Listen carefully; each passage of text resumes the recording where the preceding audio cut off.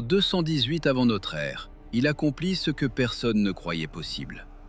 Il traversa l'Espagne, franchit les Pyrénées, gravit les Alpes avec des éléphants de guerre et tomba sur l'Italie comme une tempête venue de nulle part. À la bataille de Cannes, en 216 avant notre ère, il écrasa une armée romaine de 80 000 soldats. Rome était à genoux. Certains sénateurs parlaient déjà de fuir. Pourtant, Carthage ne finit jamais sa victoire. Et ce délai se révéla fatal. Après 3 guerres puniques acharnées, un siècle de conflits d'une brutalité sans nom, Rome prit sa revanche. En 146 avant notre ère, le général Scipion Émilien rasa Carthage jusqu'au sol. La légende dit que les Romains répandirent du sel sur ses ruines pour que rien n'y pousse jamais. La vérité est peut-être différente, mais le symbole est parfait. Rome ne voulait pas seulement vaincre Carthage, elle voulait l'effacer de la mémoire du monde. Elle n'y parvint pas.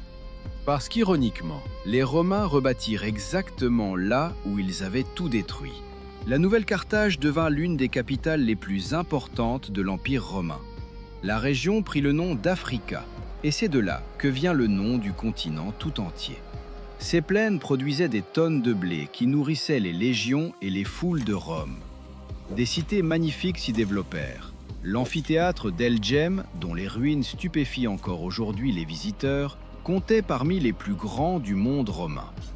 C'est également dans cette Afrique romaine que naquit, en 354, un homme dont les écrits allaient façonner la pensée chrétienne pour des siècles, Saint Augustin, un philosophe et théologien dont l'influence s'étend jusqu'à nos jours. Ces terres ont toujours produit des esprits qui dépassent leur époque.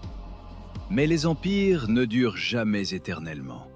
Au 5e siècle, avec l'effondrement progressif de Rome, les Vandales s'emparèrent de l'Afrique du Nord. Puis, les Byzantins reprirent le contrôle, sans jamais vraiment stabiliser la région.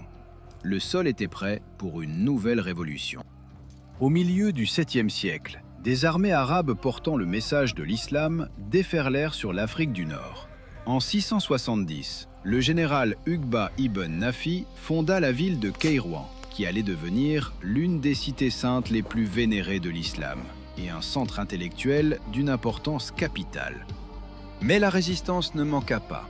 Une femme berbère que l'histoire retient sous le nom de la Caïna mena pendant plusieurs années une résistance acharnée contre l'avancée arabe.